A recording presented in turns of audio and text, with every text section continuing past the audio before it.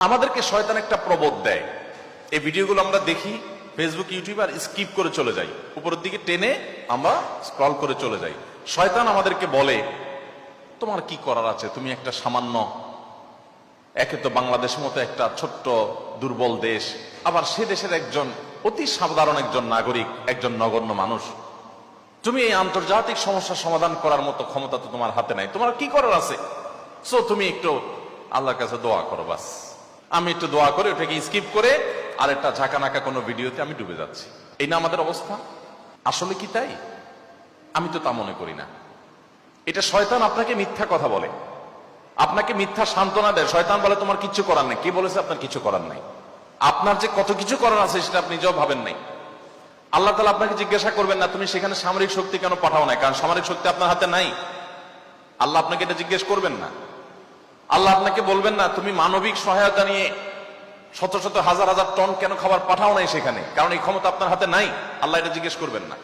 আল্লাহ জিজ্ঞাসা করবেন তোমার হাতে একটা ইহুদি পণ্য তোমার বাসায়, তোমার টয়লেটে, তোমার বেডরুমে, তোমার প্রত্যেকটা জায়গা, কখনো সাবানের নামে, কখনো শ্যাম্পুর নামে, কখনো লোশনের নামে, কখনো চকলেটের নামে, কখনো ড্রিঙ্কসের নামে, কখনো রেস্টুরেন্টের ফাস্টফুডের নামে, তোমার বাসার প্রতিটা কক্ষে কক্ষে, প্রতিটা টয়লেটে তাদের পণ্যগুলো শোভা পেয়েছে।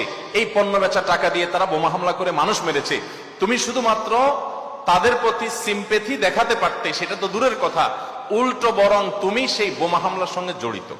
তুমি জেনে হোক আর না জেনে হোক, তুমি বুঝে হোক আর না বুঝে হোক, তুমি কিন্তু সেই বোমা হামলার সাথে জড়িত। প্রতিদিন তুমি চাঁদা দিচ্ছ ফিলিস্তিনের মানুষকে হত্যা করবার জন্য। আল্লাহ এই কথা বলবেন? এই কথা বলার যথেষ্ট সুযোগ আছে?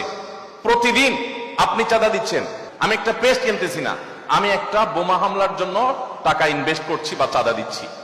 প্রতিদিন বাংলাদেশের প্রত্যেকটা মানুষের কাছ থেকে, প্রতিটা মানুষের ঘর থেকে ওরা চাঁদা তুলে নিয়ে যাচ্ছে। আপনি মনে করছেন মুদি দোকানে গিয়ে আমি মালামাল কিনে আনছি। আল্লাহর কসম করে বলছি এটা মালামাল কিনা না। এটা আপনি দেখছেন মালামাল কিনা, আমি এটাকে মালামাল কিনা দেখছি না। আপনি দেখছেন আপনি পেপসি বা কোকা কোলা বা সফট ড্রিঙ্কস এদের যেগুলো আছে সেগুলো আপনি ডকডক করে গিলছেন। আমি দেখছি সেগুলা লাল কালারের ওই পেপসি না, এগুলো হলো ফিলিস্তিনের মানুষের রক্ত। আপনি দেখছেন সেগুলো হয়তো কোক, আমি দেখছি সেগুলো রক্ত। বাংলাদেশের মানুষ এরকম ভুলো জাতি পৃথিবীতে আরেকটা আছে কিনা আমি জানি না। আমরা খুব দ্রুততার সাথে ভুলে যাই। আমরা কাউকে মাথা তুলতেও দেরি করি না, আবার মাথা থেকে আছাড় দিতেও আমরা দেরি করি না। এটা আমাদের একটা দুর্বলতা। আমাদের এই দুর্বলতাটা আমাদের কাটিয়ে ওঠার চেষ্টা করা দরকার। আমরা কয়দিন খুব জোরে সোরে বয়কট করে এরপরে আবার আমাদের সবকিছু সয়ে যায়। এক ভাই খুব চমৎকার বলেছেন, আমরা মানিয়ে নিয়েছি শোক, আবার উদরে ঢালছি কোক।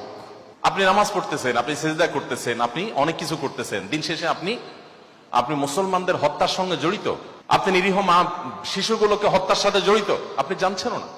আমরা মুসলমানরা যদি শুধুমাত্র তাদের পণ্যগুলো বয়কটটা যদি যথাযথভাবে করতে পারি, তাহলে তারা অন্তত 50% এমনিতেই সাইজ হয়ে যাবে। আমি তো মনে করি যে এই প্রেক্ষাপটে, এই বাস্তবতায়, ফিলিস্তিনের এই বাস্তবতা অন্তত আপনারা যদি প্রত্যেকে আন্তরিক হন এবং সচেষ্ট হন, তাহলে সেক্ষেত্রে আপনারা বাণিজ্যিকভাবেও লাভবান হতে পারেন, কিন্তু সেটা মূল উদ্দেশ্য থাকবে না। আপনারা মূলত দ্বীনি চেতনা থেকে এই কাজটি করবেন। আল্লাহ তাআলা আমাদের সবাইকে আমাদের যে দায়িত্বটুকু আছে সেই দায়িত্বটুকু আদায় করার তৌফিক দান করেন। আস সুন্নাহ ফাউন্ডেশন, উম্মার স্বার্থে সুন্নাহর সাথে।